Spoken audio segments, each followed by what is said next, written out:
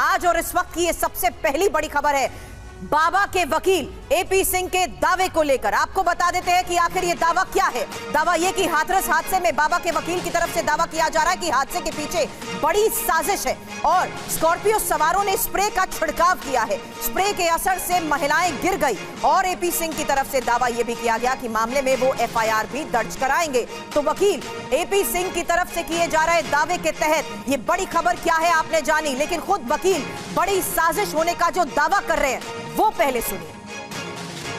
15-16 लोग वहां हट्टे कट्टे हाफ पैंट पहने गमछा डाले वो व्यक्ति थे जिन्होंने वो जो भगदड़ करते समय भगदड़ के पीछे भी उनका एक कारण था कि उन्होंने जहरीला स्प्रे, जो नशीला और जहरीला स्प्रे था उनके यहां हाथों में लगा हुआ था। जहरीला स्प्रे के इतने बड़े स्प्रे जैसे करते हैं वो इस तरह जहरीले स्प्रे, नशीला स्प्रे यहां लगा हुआ था और ऐसे 10 से 12 लोग थे लगातार लगे हुए। उन्होंने इस तरह से ऐसे उसको ऑन कर रखा था, दबा रखा था, जिसकी वजह से वो अपना भाग रहे थे सामने कि उन पर वो असर ना करे।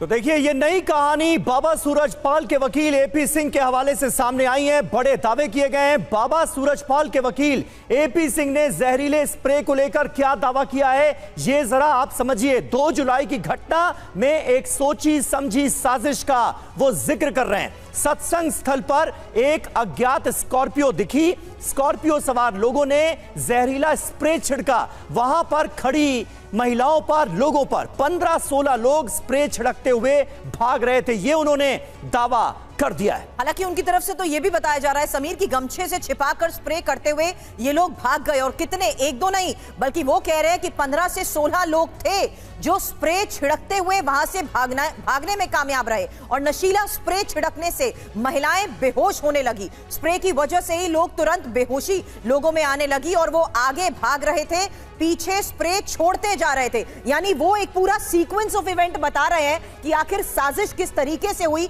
और कैसे 15 से 16 लोग वहां पर आए जो लगातार स्प्रे का छिड़काव करते रहे। बिल्कुल, और स्प्रे के बाद काली सफेद स्कॉर्पियो में बैठे, ये भी जानकारी उनकी तरफ से की गई है। एक स्प्रे की बोतल गिरी जिसे उठाकर वो भागे।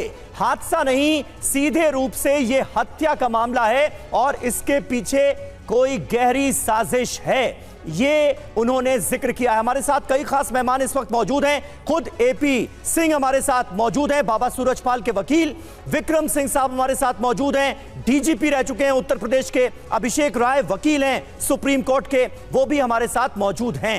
एपी सिंह साहब, आपके इस दावे की हकीकत क्या है ये लोग जानना चाहते हैं। 121 लोगों की मौत का जिम्मेदार आपके हिसाब से कौन है और आप जो थ्योरी दे रहे हैं कि जहरीला स्प्रे फेंका गया, इसका आधार क्या है? क्या कुछ ऐसे साक्ष्य, क्या कुछ ऐसे सबूत आपको हासिल हुए हैं जिसके चलते आपने इतना बड़ा दावा कर दिया? इसके एक्चुअली हम लोग विजिट किया था हाथरस, अलीगढ़, एटा, मैनपुरी, ये सारे हॉस्पिटल हमने गए, वहां देखे, इंजर्ड मिले, इंजर्ड खुद स्वयं परिवार वाले उनके मिले और जो लोगों से मैंने अपील की थी कि अपनी बात बताएं, क्या हुआ, घटना से संबंधित क्या है बताएं, एसआईटी को बताएं, पुलिस को बताएं, मुझे बताएं, किसी माध्यम से बताएं। तो ये सामने निकल कर बात आई है। आई विटनेस हैं जिन्होंने खुद देखा है अपनी आंखों से और जिनके खुद के साथ हुआ है, जो खुद सांस लेने में जैसे तुरंत उन्हें सांस, इतना जहरीला, इतना असरदार था, उसका इफेक्टिव इतना था, जैसे सांस ली कई 1 से 2 सांस ले पाए और गिर पड़े, बेहोश हो गए। लेकिन खुशकिस्मती ये थी उनके जीवन की कि वो बच गए, बाद में किनारे से हटके बच गए, मरे नहीं। तो आप कह रहे हैं कि आपके पास ऐसे चश्मदीद हैं, ऐसे गवाह हैं जिनके ऊपर इस जहरीले स्प्रे का छिड़काव हुआ या जिन्होंने अपनी आंखों से देखा नहीं, जिनके साथ हुआ है, खुद हुआ भी है, जिनके साथ देखा भी है, खुद हुआ भी उनके साथ। आप बीती है, वो खुद बेहोश हुए हैं, खुद गिरे हैं, बाद में होश आया है, घर पहुंचे हैं, वो है लोग। कितने लोग हैं ऐसे सिंह साहब? ऐसे हैं 3-4 लोग हैं, लेडीज हैं, जेंट्स। तो आपके हिसाब से आपकी जो थ्योरी है वो यही है कि इसी वजह से भगदड़ मची या भगदड़ के दौरान ये भी हुआ?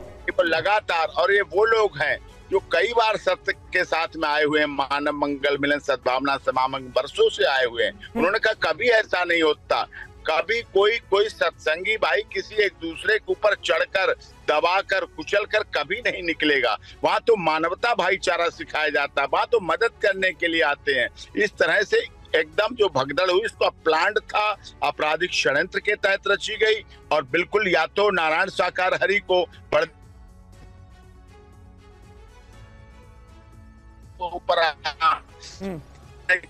बहुत है और इसके पीछे धर्मावलंबी भी हो सकते हैं, कोई भी हो सकता है। SIT जांच करे, लेकिन हम उनके जल्द ही बयान आएंगे तो और कर ही रही है। बात पर लेकिन जांच में क्योंकि अभी तक ये थ्योरी सामने नहीं आई थी, उसमें इंपॉर्टेंट ये भी था कि किस तरीके से वहां पर अनाउंसमेंट हुई।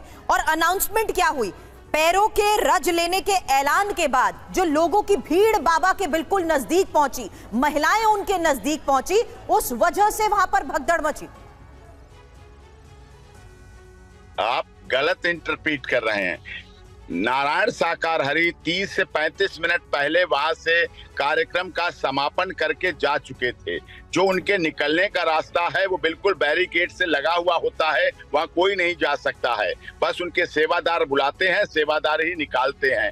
वहां कोई और रज लेने का कोई नियम ही नहीं है। जब पैर छूने का प्रावधान नहीं है तो रज की क्या बात है। वो तो गाड़ी से आते हैं, गाड़ी से आके मंच पे उतरते हैं, सारी कालीन बिछी होती है, कारपेट बिछी होती है, मंच पर ऊपर जाते हैं, नीचे आते हैं और नीचे आके कार से चले जाते हैं। पैदल थोड़ी चलते हैं, पद यात्रा थोड़ी कर रहे होते हैं, पैदल निकल जाते हैं वहां से। रात और 30-35 मिनट हो गए उन्हें गए हुए। और जहां एक घटना हुई वो पंडाल एक तरफ नेशनल हाईवे के राइट साइड में पंडाल था। जब आप अलीगढ़ की तरफ से जाएंगे तो पंडाल हाईवे के राइट साइड में था और घटना हाईवे के लेफ्ट साइड में हुई है।